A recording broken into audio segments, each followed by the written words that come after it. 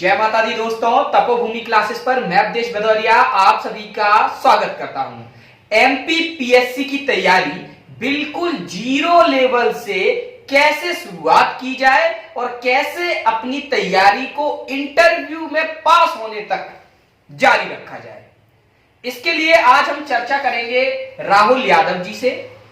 Rahul Yadav sir का मैं आपको परिचय देना चाहूंगा कुछ अपने अंदाज में कि अगर हमारी सरकार एमपीपीएससी की भर्ती में अनियमितता नहीं रखती तो आज ये इंटरव्यू कुछ अलग ही अंदाज में हो रहा होता। आज मैं आपका परिचय करा रहा होता कि ये राहुल यादव सर हमारे एसडीएम महोदय हैं कहीं के, क्योंकि 3 साल से ये तैयारी कर रहे हैं एमपीपीएससी की और साथ ही साथ बच्चों को भी ये तैयारी करवा रहे हैं, मदद कर रहे हैं। इन्होंने लॉकडाउन पीरियड से एक नया बीड़ा उठाया था कि बच्चों की मेंस की आंसर राइटिंग और प्री की तैयारी के बारे में, और ये मेरे कॉलेज के जूनियर रहे हैं, जबलपुर इंजीनियरिंग कॉलेज के, तो मुझे मालूम है कि ये बहुत ही प्रतिभावान है और निश्चित तौर पर ये आपको एमपीपीएससी की मेरिट सूची में दिखाई देंगे। तो राहुल जी आपका बहुत बहुत स्वागत है।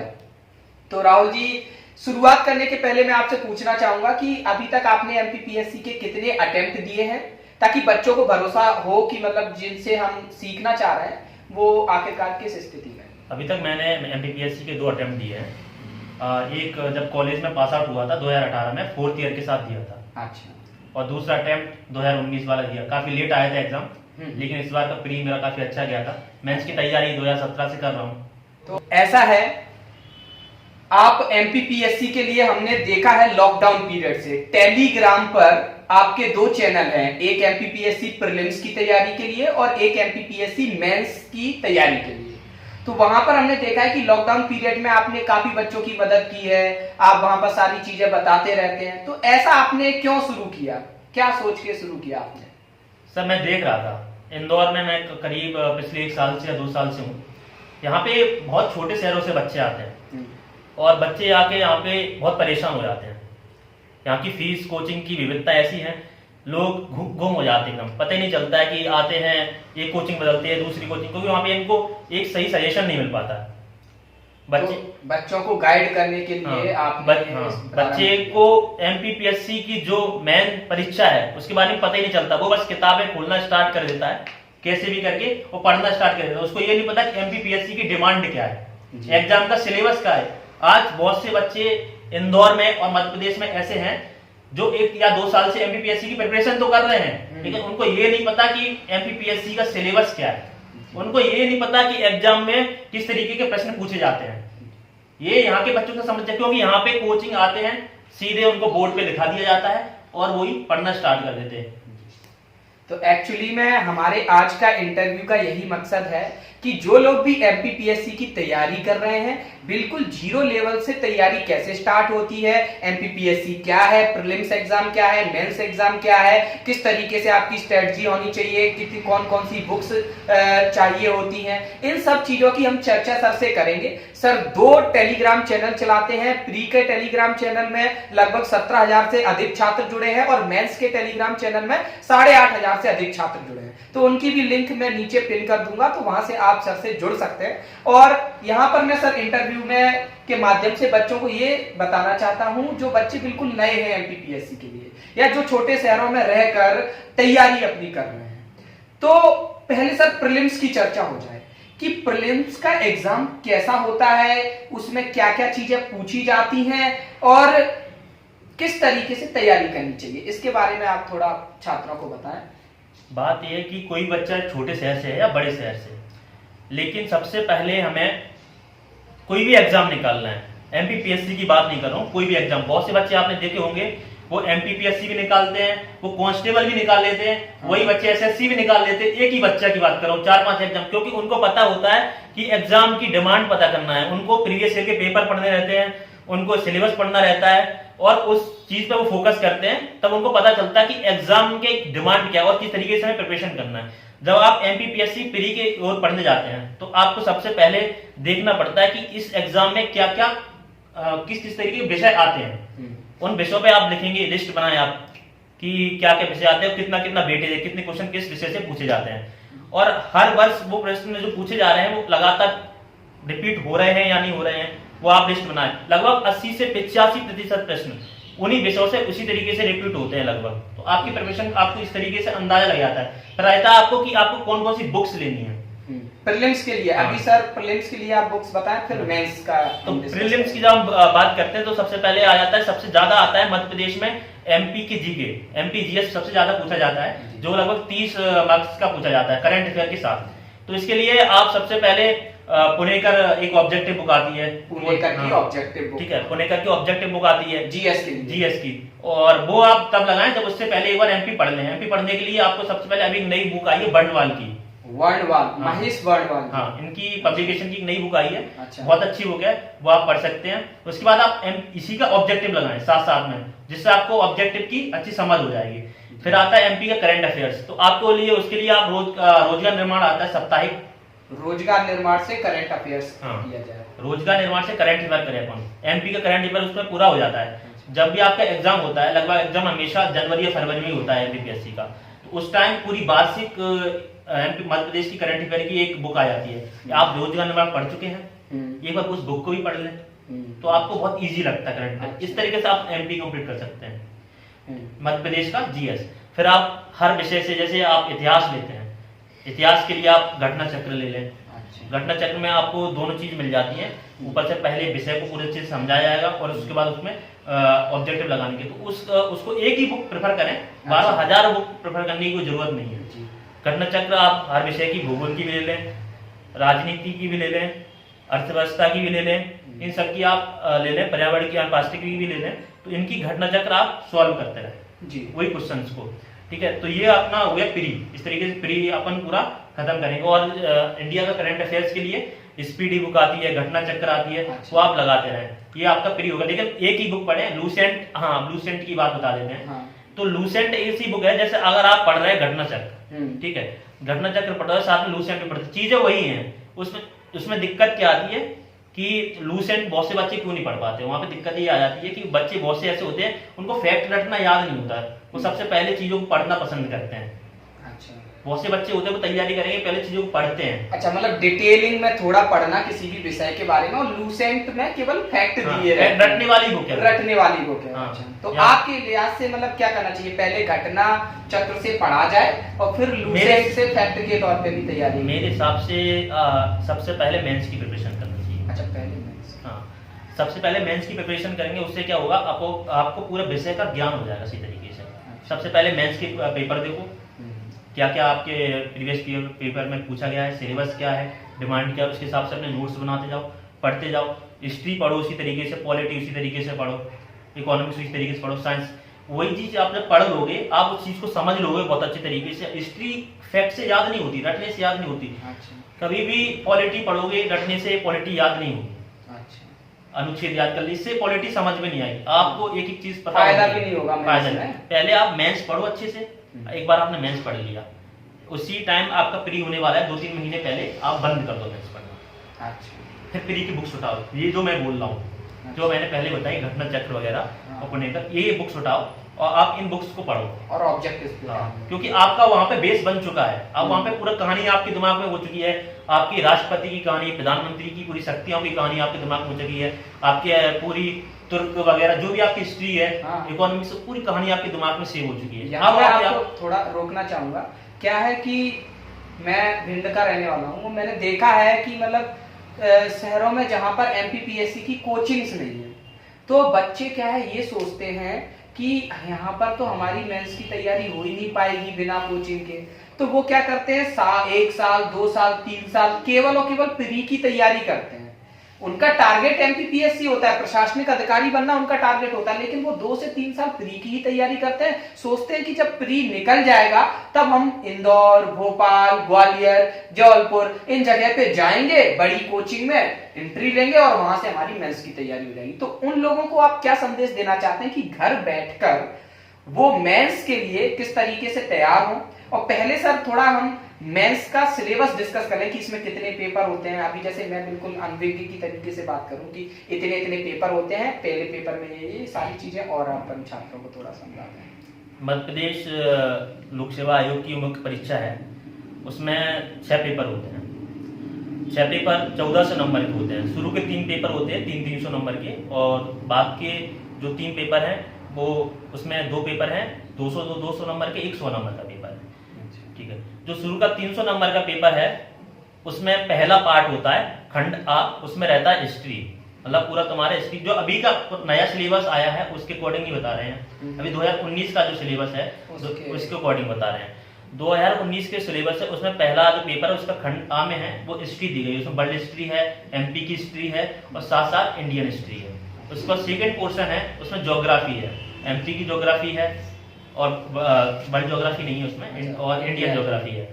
ठीक है, और उसके बाद सेकंड पेपर पे आते हैं। सेकंड पेपर में है वो पूरा पहला पार्ट है वो है पॉलिटी पर, पॉलिटी जिसमें पूरा अपन राज्य व्यवस्था पढ़ते हैं। ठीक है, संविधान वगैरह की चीजें पढ़ते हैं। दूसरा पोर्शन है वो है अपना ह्यूमन, मतलब ह्यूमन डेवलप, स्वास्थ्य के ऊपर है, मानव स्वास्थ्य रिलेटेड चीजें हैं, मानव विकास से रिलेटेड चीजें हैं, पोषण वगैरह चीजें हैं, जिसमें विद्यार्थियों को बहुत ज्यादा दिक्कतें भी जाती है क्योंकि यहाँ मटेरियल मिलता नहीं है हर जगह। हाँ, और इसके पुराने टीचर भी नहीं है, इसमें कोई टीचर, इसमें सर क्या होता है ये वाला पोर्शन में क्या रहता है कि हर साल ये बदलता रहता है, डाटा नई नई रिपोर्ट्स आती रहती हैं related to womens, related to childs, तो हर बार ऐसे टीचर की इसमें जरूरत पड़ती है जो बहुत ज्यादा अपडेट हो और उन चीजों को बहुत ज्यादा इंटरेस्ट रखता हो।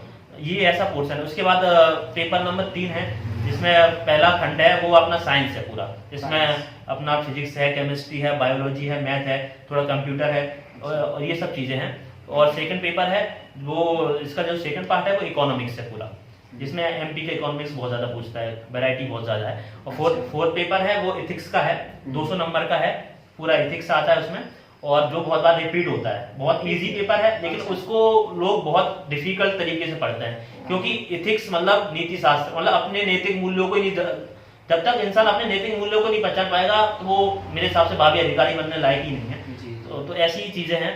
उसके बाद आपकी 5वां पेपर है वो हिंदी का है, 200 मार्क्स का है, वो भी ज्यादा टफ नहीं है। जो 4, 5 और 6 पेपर है, लास्ट का 6वां है निबंध का, ये बहुत अच्छे मार्क्स लेके जाते हैं। अगर आपको इनके बारे में सही पता है, मतलब ये 3 इथिक्स और निबंध और हिंदी, ये अच्छे मार्क्स देंगे। इनमें आप 500 में से 380 का स्कोर कर सकते हैं, आराम से कर सकते हो। अच्छा, और बाकी जो 900 में से शुरू के 3 पेपर थे उनमें से आप 450 भी थोड़ा ऐसा हो जाता है। तो 1400 है, इनमें से कितने नंबर आ जाते हैं जिनका सिलेक्शन हो जाता है इंटरव्यू के लिए?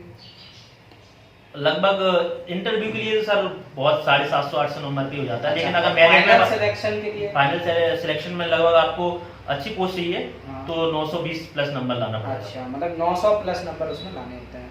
तो अब वो जो हमारा प्रश्न था वो उन लोगों के लिए क्या संदेश है कि घर बैठकर बच्चे, आपने जैसे बोला कि एमपीपीएससी की तैयारी करनी है तो प्री के बारे में नहीं सोचिए, आप कंप्लीट सिलेक्शन के बारे में सोचिए कि आप जब से तैयारी कर रहे हैं तभी से आपकी इंटरव्यू के लिए तैयारी होने लगे, तभी से आपकी मेंस की तैयारी होने लगे। आपके जो व्यवहार है उसमें झलकना चाहिए कि आप एक प्रशासनिक अधिकारी हैं। तो जो लोग छोटे शहरों में रह के तैयारी कर रहे हैं, जो अभावों में तैयारी कर रहे हैं, जो कोचिंगों की फीस नहीं भर सकते हैं, आपने बोला कि मेंस की तैयारी पहले प्रारंभ करनी चाहिए, तो उनको आप क्या संदेश देना चाहते हो? कैसे मेंस की तैयारी स्टार्ट करें और कौन कौन सा स्टडी मटेरियल लेके आए, वो क्या कहां से इकट्ठा करना?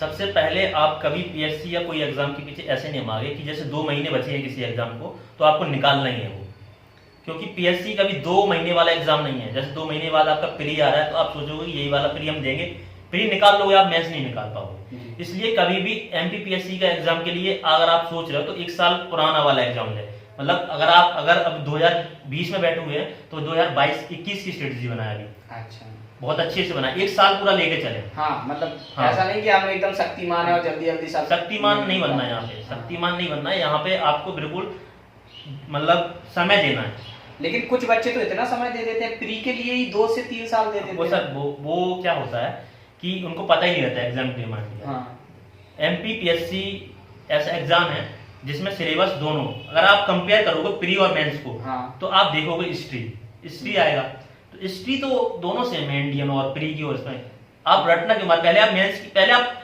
रट्टा क्यों मारते हो आप इस चीजों को? आप मेंस मतलब समझने वाला एग्जाम है, आपको लिखना है, के लिए फैक्ट मालूम होना चाहिए। वहां पे आपको लिखना पड़ता है मेंस में, मतलब आपका पूरा दिमाग जांच लिया जाता है, ऐसे ऐसे क्वेश्चंस आते हैं, वहां पे आपको फ्रेमिंग खुद से करनी पड़ती है, समय बहुत कम रहता है, तो आपको वहां पे पूरी विषय की बहुत अच्छी पकड़ होना बहुत जरूरी है। इसलिए सबसे पहले आप प्री और मेंस के दोनों सिलेबस को रखो। 2-4 दिन आप सिलेबस पढ़ो। बहुत से बच्चों को तो मालूम ही नहीं है सिलेबस कहाँ मिलता है और कैसे अपने पास रखा जाता है। मतलब सिलेबस एमपीपीएससी की साइट पर, आजकल नेट बहुत ज्यादा बच्चे यूज कर रहे हैं, गाँव में भी यूज कर रहे हैं। एमपीपीएससी की साइट पर जाओ और वहाँ पे सिलेबस का कॉलम दिया है, वहाँ पे दोनों सिलेबस दिए हुए हैं। एक 2019 वाला जो अभी आ रहा है और नया सिलेबस 2020 का भी उन्होंने डाल के रखा है, प्री और मेंस दोनों का। वहाँ पे जाकर आप डाउनलोड कर सकते हैं सिलेबस को। फिर आप सिलेबस जब वहां से डाउनलोड करेंगे, कम से कम 2 दिन से 3 दिन तक आप सिलेबस और प्रीवियस ईयर के पेपर रखो, 2014 से लेकर 2018 तक। देखो मिला के क्या डिमांड है एग्जाम की। आपको सिर्फ 4 दिन यही करना है, कुछ नहीं करना है कि आप किताब ये आए एमपीपीएससी कुछ नहीं, एमपीपीएससी स्टार्ट करते ऐसे एमपीपीएससी नहीं पढ़ाया जाएगा। सबसे पहले आप प्रीवियस ईयर के पेपर देखो, साथ साथ आप सिलेबस देखो कि ये पोर्शन से इतना ज्यादा पूछा जाता है, ये एग्जाम इस तरीके से क्वेश्चंस पूछे जाते हैं। साथ में प्री भी रख लो, ऑब्जेक्टिव वहाँ ये क्वेश्चंस इस तरीके से आ रहे हैं, तो आपको पता चल जाएगा। आप एक पेज पे लिख लें, हिस्ट्री में मुझे इस तरीके से पढ़ना है, पॉलिटी मुझे इस तरीके से पढ़ना है, और ये चीज़ इंपॉर्टेंट। जब आप मेंस यहाँ से आप मेंस की प्रिपरेशन स्टार्ट करोगे, साथ में प्री की भी होगी। जब मेंस की प्रिपरेशन आप स्टार्ट करेंगे यहाँ से, जैसे आपने पॉलिटी स्टार्ट की, तो पॉलिटी आप प्रीवियस ईयर के पेपर भी रखे हो साथ में, एक बार आपने अच्छे से पढ़ ली। साथ साथ में आपने ये भी नोट कर लिया कि इस तरीके के क्वेश्चंस बहुत जाते हैं, जैसे राष्ट्रपति की शक्तियां पूछ रहा है तो आपने वहां पर लिख दिया राष्ट्रपति की शक्तियां बहुत ज्यादा है। मतलब जब हम पिछला पेपर देख लेते हैं तो जब हम पढ़ रहे होते हैं उस सब्जेक्ट को, तो हमको पता होता है किस जगह पे ज्यादा फोकस करना है, कौन सी चीजें ज्यादा महत्वपूर्ण है और किन चीजों को किन तरीकों से पढ़ना है। मतलब हाँ वही, और उसी तरीके से आप जब वो पढ़ रहे होते तो वही वहां पे आपके फैक्ट भी तैयार होते जाते हैं। फैक्ट भी तैयार होते जाते हैं। जैसे आप राष्ट्रपति पढ़ रहे हो तो आपको राष्ट्रपति वहाँ पे पूरी तरीके से राष्ट्रपति के जो अनुच्छेद हैं वहाँ पे जहाँ पे शक्तियां दी है, महाभियोग वगैरह, तो आपके वो अनुच्छेद भी वहाँ पे आपको रट लो वहाँ पे साथ साथ में, तो आपका प्री भी कंप्लीट होता जा रहा है। इस तरीके से आप पूरा सिलेबस कंप्लीट कर लो। अच्छा, सिलेबस कंप्लीट हो गया। लगभग कितना समय लगता होगा इन चीजों में? सिलेबस पढ़ने में सर लगभग अगर अच्छे से पढ़ाया जाए 5 से 6 महीने लग जाते हैं पूरा सिलेबस पढ़ने में? हाँ पढ़ने में। अच्छा, फिर आपका ये हो गया 5 से 6 महीने हो गया, फिर आप फिर से एक बार मेंस पढ़ेंगे। और सर थोड़ा और कि मतलब अभी क्या है, बच्चे मैं बता दूं एमपीपीएससी की तैयारी करना चाहते हैं लेकिन वो सेल्फ से कुछ नहीं पढ़ना चाहते, वो टोटली डिपेंड होकर पढ़ना चाहते हैं कि हमको फलाना कोचिंग के नोट्स मिल जाएं और मैं नोट्स को ऊपर से पहली लाइन से पढ़ने लगूं, मुझे कोई स्ट्रेटजी नहीं बनानी। आपने जो स्ट्रेटजी बताई है उसमें आपने बच्चे के ऊपर छोड़ दिया है कि पॉलिटी को समझो, देखो, इधर उधर अपना स्ट्रेटजी बनाओ, ये को देखो समझो स्ट्रेटजी बनाओ, लेकिन बच्चों को बिल्कुल हलवा चाहिए होता है। तो उनको क्या संदेश है कि आपने तो बोल दिया कि 5-6 महीने में पढ़ जाएगा पूरा, लेकिन कैसे वो सेल्फ किससे कैसे पढ़े? तो वो उनको जो नोट्स की आदत पड़ी है उसकी तुलना में नोट्स को भी पढ़े तो कैसे संभालें, कैसे चीजों को करें, ये जो छोटी छोटी बारीकी है उनके बारे में थोड़ा। जब किसी कोचिंग की नोट्स को पढ़ने जा रहे हैं उससे पहले आपका बेस पहले कंप्लीट होना चाहिए। बेस किसको कहते हैं? मतलब बेस मतलब आप अच्छी किताबें पूरी पॉलिटी की लक्ष्मीकांत बुक आती है, अच्छा जो रेफरेंस बुक है, अच्छी बुक जिसमें आप पूरी पॉलिटी मिल जाए और कुछ गलतियां किताब में ना हो। अच्छा तो एक बार सर आप बुक्स बता दीजिए। बुक्स बहुत लोग पूछते हैं हाँ। कि पॉलिटी के लिए कौन सी, पेपर 1 के लिए, पेपर 2, पेपर 3 ऐसे करके। सबसे पहले वर्ल्ड हिस्ट्री पे आ जाते हैं पेपर 1 में। तो वर्ल्ड हिस्ट्री के लिए आप कोचिंग के आकार कोचिंग के नोट्स हैं वो पेपर कर लो, बहुत अच्छे नोट्स हैं। और ठीक है, दूसरा इंडियन हिस्ट्री की आ जाते हैं तो इंडियन हिस्ट्री में आप बीपी सिंह की बुक वगैरह आती हैं, इनको प्रेफर कर लो। फिर एमपी में आ जाते हैं तो बंटवाल की बुक है, अच्छी बुक है। अच्छा ठीक है। फिर ज्योग्राफी बंटवाल की बुक आती है, ज्योग्राफी की बंटवाल की बुक है, बहुत अच्छी बुक है। उसके बाद उसमें एमपी ज्योग्राफी भी है तो वो भी बंटवाल की अभी नई बुक आई है, जैसे मैंने आपको बताया था, उससे कवर हो जाएगा। फिर पॉलिटी के लिए एक ही बुक बहुत अच्छी है, लक्ष्मीकांत बहुत अच्छी बुक है, उससे आप उसे पढ़ सकते हैं। फिर सबसे ज्यादा वैरायटी है, सबसे ज्यादा विविधता वाला पेपर है वो सेकंड का सेकंड पार्ट है। सेकंड पार्ट जहाँ में मानव विकास वगैरह की स्वास्थ्य इससे तो ये चीजें आपको नहीं मिलती हैं ज्यादातर जगह पे। तो यहाँ पे आप कोचिंग के नोट्स भी प्रिपेयर करने जाओगे तो वहाँ पे भी आपको कोचिंग के नोट्स ज्यादा मिलेंगे नहीं और बहुत पुराने मिलेंगे। यहाँ तो मैं यही समझता हूँ कि इनके लिए नोट्स में बांधा नहीं जा सकता ये सब्जेक्ट, इसके लिए स्कूलिंग अच्छी हो और आपका मतलब स्कूल में आपने विज्ञान पढ़ा हो, ये सारी चीजें अच्छे से पढ़ी हो और साथ ही साथ आप करंट से भी अप टू डेट है, मतलब ये 2 चीजें शायद मेरे हिसाब से महत्वपूर्ण है। स्कूलिंग अच्छी हो ये जरूरी नहीं है इसमें, क्योंकि बहुत से बच्चे ऐसे भी होते हैं जिनकी स्कूलिंग अच्छी नहीं होती, बाद में बहुत अच्छा कर जाते हैं, क्योंकि बाद में उनकी समझ बहुत ज्यादा विकसित हो जाती है तैयारी के दौरान वो कर जाते हैं। लेकिन सबसे पहले सबसे बड़ी बात यही आ जाती है कि आप कोचिंग वोचिंग पे निर्भर ना हो। आप जब 12वीं क्लास, आप जब ग्रेजुएशन कर चुके हैं तो आप इतने परिपक्व हो चुके हैं, मैच्योर हो चुके हैं कि आप चीजों को समझना सीखें, एग्जाम को डिमांड को समझना सीखें। फिर खुद की प्रिपरेशन आप बुक्स रखें, ज्यादा वैरायटी नहीं रखें बुक्स की, एक सब्जेक्ट की एक बुक्स रखें, बहुत अच्छी वाली बुक रखें, उसको पढ़ें। पढ़ने के बाद जैसे मैंने आपको बताया प्री और मेंस दोनों साथ पढ़ना है, 6 महीने तक ये करें। उसके बाद आप 2 महीने सिर्फ आपने जो वाला मेंस पढ़ा है उस मेंस के हर टॉपिक के, जैसे मैंने पढ़ा मनोवृत्ति नीति शास्त्र में, एटीट्यूड, तो एटीट्यूड का एक पेज में मैं पूरा नोट्स बना लूंगा, सिर्फ शॉर्ट्स नोट्स जी, जैसे आप अपने ग्रुप में डालते रहते हैं। शॉर्ट्स नोट्स बना लिए मैंने, मतलब जो मुझे एग्जाम के प्री और मेंस के 2-3 महीने के बीच में रिवीजन और टेस्ट देने के काम आएंगे। बार बार हम बड़ी बुकों को पलटा नहीं सकते, वो हमें पढ़ने के बाद अपने खुद अपने हाथों से अपनी समझ के अनुसार शॉर्ट नोट्स बनाने पड़ेंगे, और उन शॉर्ट नोट्स को देखते ही वो पूरा रिवाइज हो जाता है दिमाग में कि हमने क्या पढ़ रखा था बुक में। उसमें आपको पॉइंट्स याद रखने पड़ते हैं, जैसे मनोवृत्ति के प्रकार, तो 2-3 प्रकार आप ले लो, अंदर की चीजें मत लो क्योंकि आप पढ़ चुके हो। विशेषताएं में तो विशेषता की मेन हेडिंग्स अपन याद कर लेते हैं, क्योंकि वहाँ की अंदर की चीजें तो अपन पढ़ चुके हैं, अपन को याद है, अपन लिख सकते हैं, लेकिन हेडिंग्स याद होना बहुत जरूरी है। क्या आप हेडिंग ही नहीं लिख पाएंगे तो आप कुछ कर क्या मटेरियल काम। इसलिए 6 महीने जब आप पढ़ चुके हैं दोनों चीजों को, फिर 2 महीने आप सिर्फ ये करोगे कि आप हर सब्जेक्ट के शॉर्ट्स नोट्स बनाओगे एक पेज में। जैसे आपने पेपर 1 की पार्ट ए की इतनी फाइल बना ली पूरी, ऐसी हर फाइल बना के रख लो अपने पास, ठीक है। अब फिर आपका जब ये पूरा कंप्लीट हो जाता है, फिर आप प्री पे आए हो, क्योंकि आपका प्री का टाइम भी आ गया, लगभग 8 महीने बाद आपका प्री, मतलब आपने जनवरी से स्टार्ट किया, अक्टूबर में पहुंच चुके, अब नोटिफिकेशन आ जाता है अक्टूबर नवंबर में। फिर आप प्री की बुक्स उठा लो, घटना चक्र हुआ, लूसेंट हुआ, लूसेंट की ऑब्जेक्टिव हुई, और बाकी करंट अफेयर्स जो आपने बताया वो सारी तो इन बुक्स को पढ़ो। आप वहाँ पे पढ़ चुके हो, कुछ नई चीजें मिलेंगी तो यहाँ से मिल ही जाएंगी फैक्ट्स को याद करने के लिए। इस तरीके से आपका प्री भी हो जाता है, बहुत इजीली हो जाता है। अगर आप सीधी से आके लूसेंट पढ़ना स्टार्ट करोगे तो आपको पीछे का कुछ, मतलब उसके पीछे का जो इतिहास है वो पता ही नहीं रहेगा, फैक्ट दिए रहते हैं, सब सीधे फैक्ट रहते हैं, उसका कोई मतलब तो रहता नहीं है, ठीक है। इसलिए सबसे पहले मेंस और प्री को साथ में पढ़ो, विषय को समझो, फिर प्री की तैयारी करो। प्री देने के बाद जब आपका प्री निकल जाए अच्छे से, फिर आप अपने शॉर्ट्स नोट्स को निकालो बढ़िया तरीके से, और फिर आप प्रीवियस के पेपर लो, उन पेपर को सॉल्व करते जाओ, और कहीं भी टेस्ट सीरीज दे रहे हो उन टेस्ट सीरीज को सॉल्व करते जाओ। आपने टेस्ट सीरीज की बात की, तो एक तो होती है प्रीलिम्स की टेस्ट सीरीज, ऑब्जेक्टिव्स हैं, नंबरिंग है, कोई दिक्कत नहीं है कि नहीं, बहुत अच्छी अच्छी टेस्ट सीरीज अवेलेबल हो जाती है। एक है मेंस की टेस्ट सीरीज, जिसमें बच्चे लिखते हैं, फिर उसमें हम देखते हैं कि उसमें नंबरिंग होती है, और वहां से उनको सीखने को मिलता है कि उत्तर हम कैसे लिखें। और हमने देखा है कि आप जो मेंस का ग्रुप है आपका, उसमें आप इतनी मदद करते हैं, लॉकडाउन पीरियड में तो आपने इतनी मदद की बच्चों की कि आप एक, मतलब सर क्या करते हैं, एक क्वेश्चन दे देंगे या 3-4 क्वेश्चन दे देंगे और बच्चों से बोल देंगे आप लिख के हमको भेजो उसी ग्रुप में। तो बच्चे उस ग्रुप में भेजते हैं, तो सर फिर वहां पे चेक करके उनको नंबर देते हैं। इसमें आपको 3 में से 5 नंबर, आपका मजबूत पक्ष ये है, कमजोर पक्ष ये है, आपने इस डायरेक्शन में आंसर लिखा, आपको इस डायरेक्शन में ऐसा ऐसा। तो ये जो चीजें हैं सर आप करते हैं कैसे, मतलब हम, मतलब एक तो एक ये रहता है कि किसी भी उत्तर को जब चेक करने वाला व्यक्ति होता है, किस तरीके से देखता है और किस तरीके से नंबरिंग करता है।